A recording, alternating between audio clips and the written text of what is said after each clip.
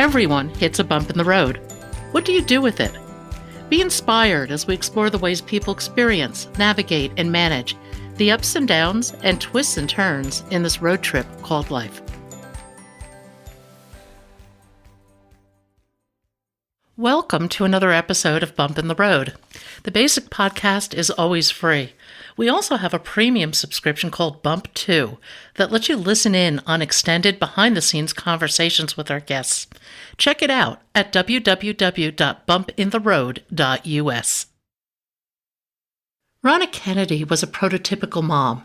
She had 3 healthy, active sons, a husband who's her soulmate, and a job at a not-for-profit advocating for children. Until one day, Alex, her son, became suddenly very ill, and everything changed. Ronna, welcome to Bump in the Road. If you would, give our listeners a bit of your story. Thank you. Yes, in 2018, my sons and I were at a school event. It's actually a mother-son breakfast. And it's a very important event for their school and something that we cherish. And I reach over and look at my oldest son and feel his leg under the table, and he's burning up. He looks awful. He looks like he's falling asleep. And so I just kind of whispered to him, go ahead and go sit in the car. This is almost over and I'll be right there. And then from that point, life just got crazy. Sorry, I'm emotional. Oh, no. It's this is your story in a way is so unbelievable in that it just hits out of the blue, as do so many bumps. But it's anyway. I'll stop talking. You go. So he was 17. Started with a really high fever between 103 and 105. And I did everything that you know what to do. You go back and forth between Motrin and Tylenol, and you do the cold compresses and try to get the fever to break. And it just wouldn't. And so the fever went on. Finally, we went to the doctor and they tested him for influenza A, and he tested positive for that virus. And so at that time in 2017, influenza A was very scary. Even though Alex had the flu shot, the flu vaccine, influenza A was hitting kids especially hard. In Florida, there were 5 deaths that year of children. And I don't know why. I can't answer that question, but we were in the hospital and we were quarantined. And so it was just he and I in there, and anyone that came in was in the full gowns and masks and everything. And he just kept getting worse. They didn't really know what was going on. They thought maybe it was mono in addition to the influenza A. All the tests kept coming back negative. So we were there for about a week. And suddenly he seemed normal again. The fever broke. We had a scary incident where he was on Tamiflu. He ended up having negative reaction to that and hallucinating. We switched some medications around. Finally, we were released and sent home.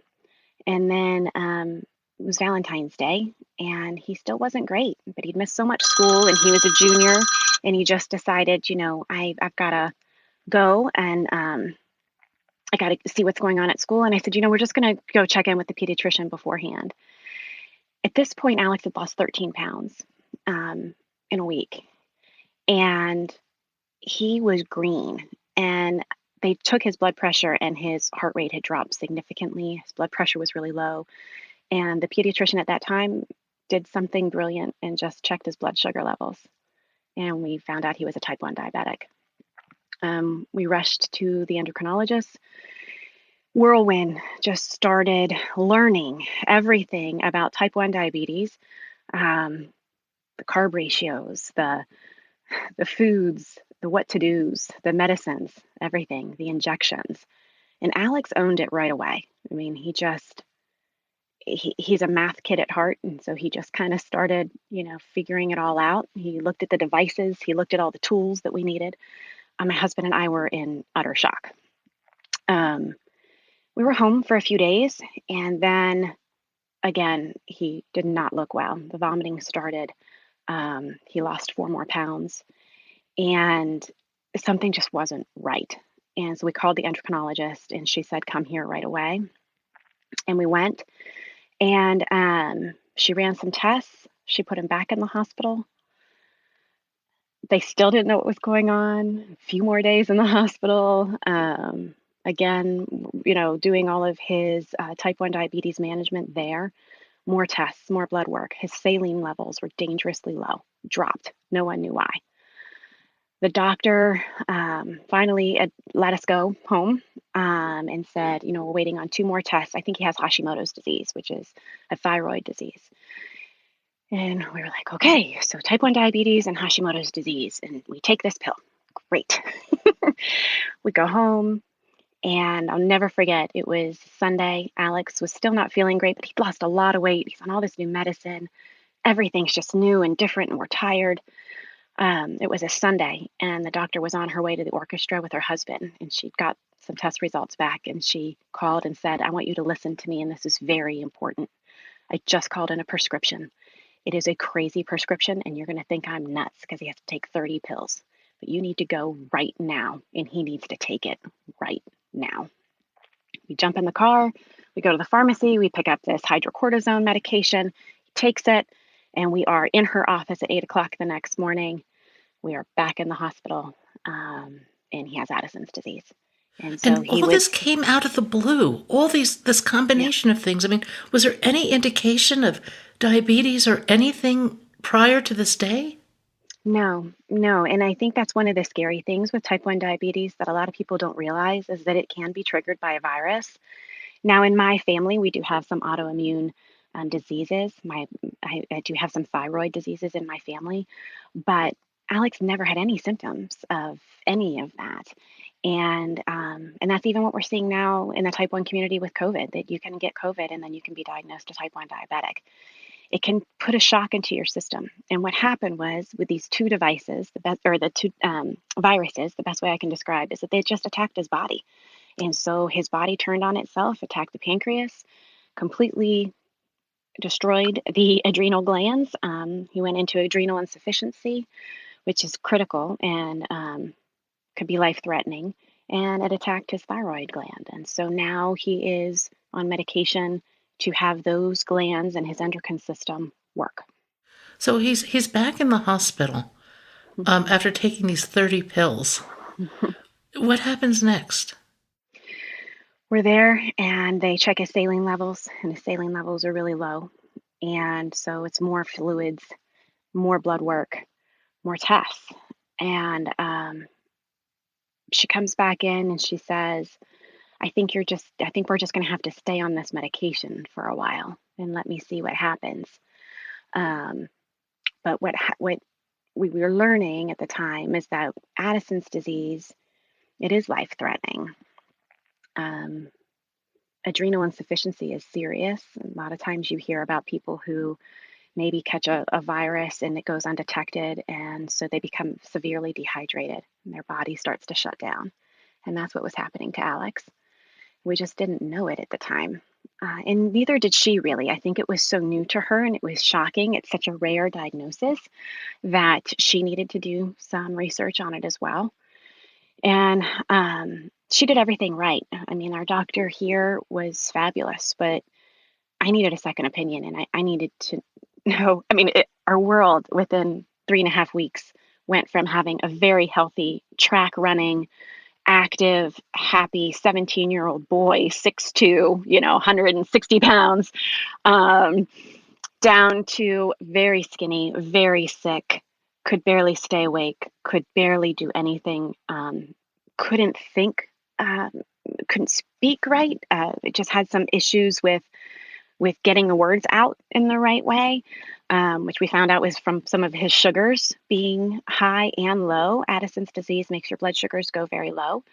Um, and so we found a specialist in Boston, and that's when we really found out that, she saved his life that day, because if she hadn't called us on that Sunday, we could have woken up Monday morning and him not be with us. So So what did you learn in Boston? Boston, we went to the Joslin Diabetes Center, which is just renowned for diabetes care.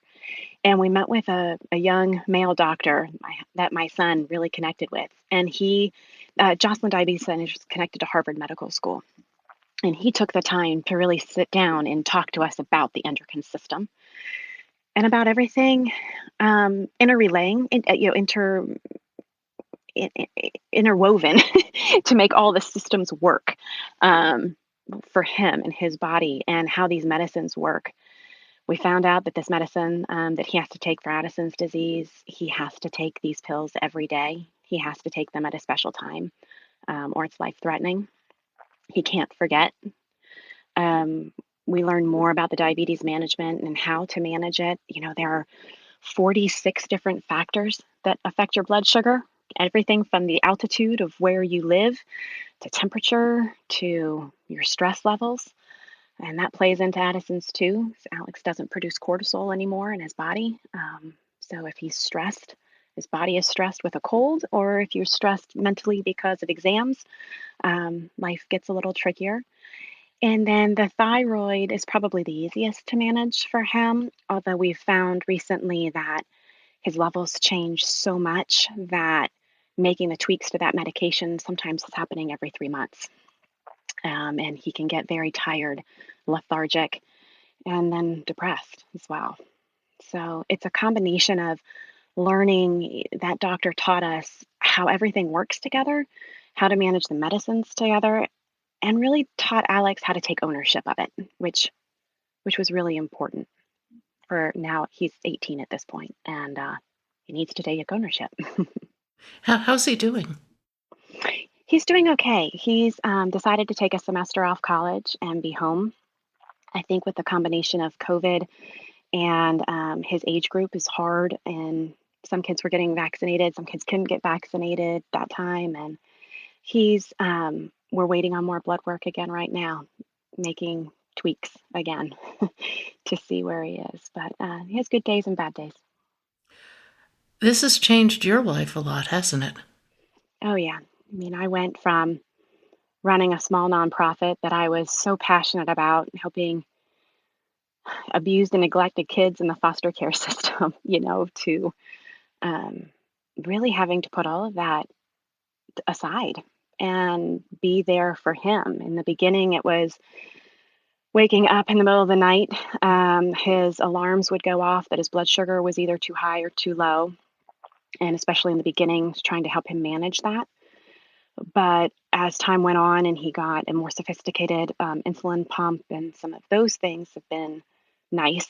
I'm now more disease management, insurance management, ordering medication management, um, and really trying to help him sort through all of these things that as now he's 20 years old now, and he's trying to learn how to manage on his own, but it's very complicated and it's really overwhelming. Well, complicated and uncertain. I can't imagine the minute balancing act that you have to do across all these different medications and symptoms. And symptoms. And if he gets a cold or a flu, we could end up back in the hospital. So it's a matter of watching what if he doesn't feel well, we're taking his temperature. If his fever rises over 101.5, we're at the ER. It's watching him to make sure he's okay to drive and go meet a friend for lunch, and making sure that his insulin stays cold. We live in sunny Florida, and making sure that it doesn't go bad. That's happened to us before, where he's taken it with him, um, his injectable pens with him, and left them in the car. And insulin gets too hot, it goes bad. He injected himself, it didn't work. So I'm kind of in this emergency backup support role, trying to teach him to own this, um, but also letting him know that I'm here and at any time to jump up and help when needed. And some nights he's so tired and so out of it, I'm making the adjustments on his insulin pump, just like my friends who have type 1 diabetic kids who are little, and they're doing that. Sometimes it's just too much for him. And we're only in year 3. Have you found a support community of any sort? I love my friends that I've met through the type 1 diabetic group and JDRF, but diabetes is just having diabetes is different than having multiple autoimmune diseases. Now, once you have type 1 diabetes, you are more likely to get a second autoimmune. Once you have two autoimmunes, you're more likely to have three. Once you have three, you're more likely to have four. So the system of support kind of shrinks as you go. But funnily enough, I found two women who both have sons that have this disease, this combination of diseases. And so we text each other and talk, and hopefully we'll get to meet face to face one day. Um, their stories are a little different in that their sons were diabetics for a long time first, and then gradually had these other diseases. Ours is rare in that it was just one sickness, one hospital stay that that made it happen. This has obviously changed your life, but how has it changed you? Mm. I'm slower.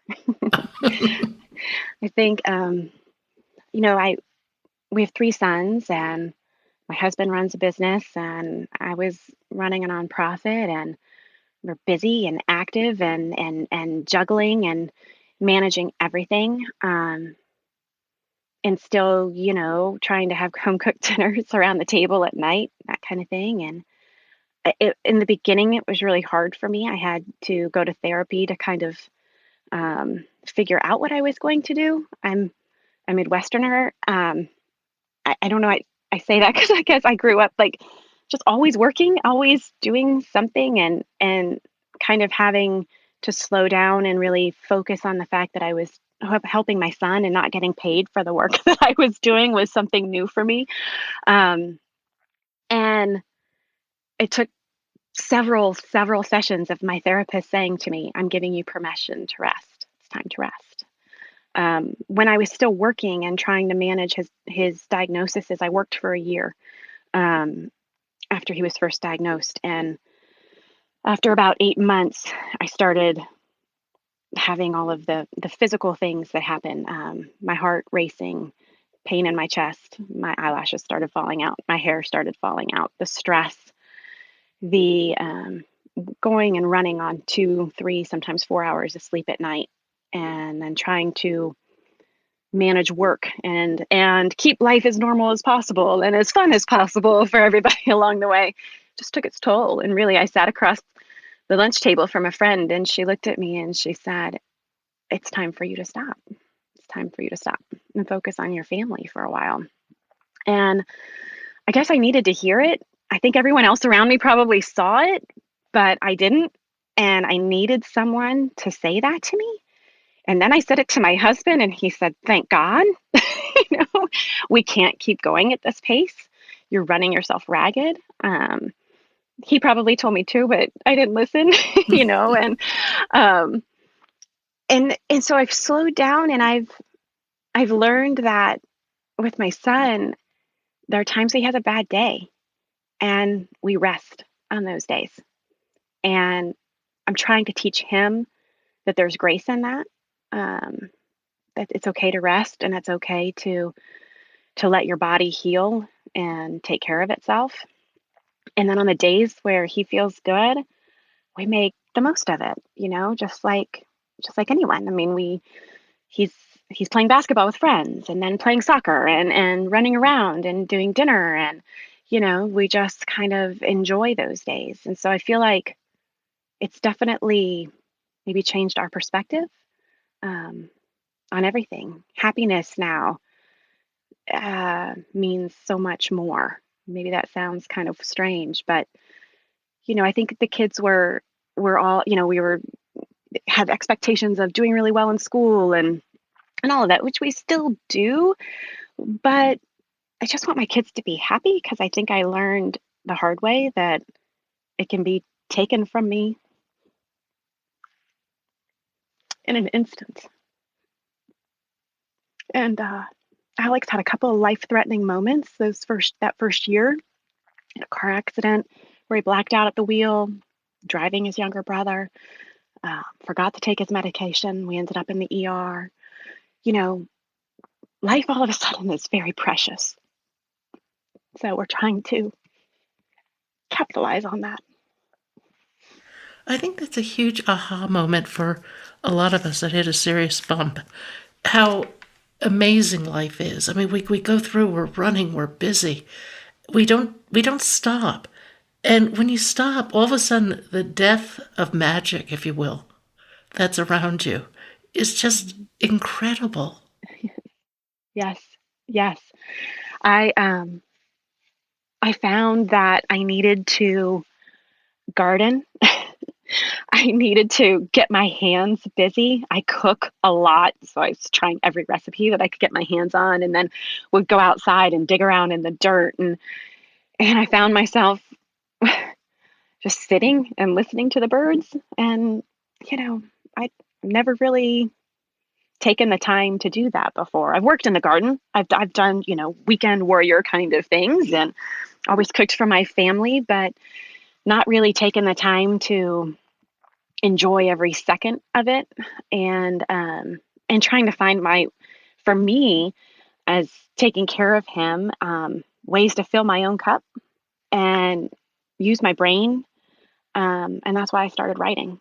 Was that the part of my job that I found that I miss the most, besides the people who I work with that I love, still love, and still try to support them as much as I can, is writing the grants, telling the stories of the children that I was trying to help, to foundations and individuals that could really make a difference in their lives. And so I was writing a lot of updates to family. I have a lot of family all over the country, and friends. And so I started writing to all of them these in-depth emails of everything that was going on. And it was exhausting, but it was also cathartic. It was healing for me. Kind of get it out of my brain and onto paper, and to have other people kind of know what was going on with us, and how we were doing. Um, so I asked my son Alex if I could write a blog, and he said, "Let me think about it," because even though I write a lot about my story, it's his story too. And took him a few months, but I kept writing anyway. And then he said, "Yeah, Mom, if it helps you, I think you should do it." And so then I did, and I launched it last year. And just writing, I try to write every month. I write all the time, but I try to publish something once a month. Um, and I find that it really does help me. It helps me to get what I'm thinking out and onto paper. One of the things you wrote about was fear versus being scared. Yeah, yeah. Um, fear is like this. I mean, cartoon shadowy person that comes and sits beside me. And I don't know how to explain it, I think, until you've gone through something where, you know, almost losing your son. Um, it is awful to have um, this feeling of pressure on your chest, and watching your son. And even as you were watching him get in a car to leave and go hang out with friends that day, um, I really, and maybe it's the superstitious Italian part of me, I feel like this fear would come and just sit beside me. And I pushed it away for a long time. And then I started to embrace it and said, "Okay, come on, sit down. I'm scared. I have this fear that he's going to forget. He's going to forget his medication. He's going to forget to bolus. He's going to get behind the wheel of the car and his numbers are going to drop." And I had this fear that just kind of stayed with me. And I had to learn to embrace it and know that it will come and it will go. Because he chose to go to college in Chicago, 1,000 miles away. And I promised him that my husband and I both promised him that we would support him in trying to make his life as normal as possible for the rest of his life. And so when he made this decision, thankfully I have family in Chicago, which helps a lot. But I had to let him go. And I had to welcome that fear in. And fear can be good in that it helps me run through my worst case scenarios and helps me plan for those instances. And then it's okay when it goes. And I trust in my son that he's doing the best that he can.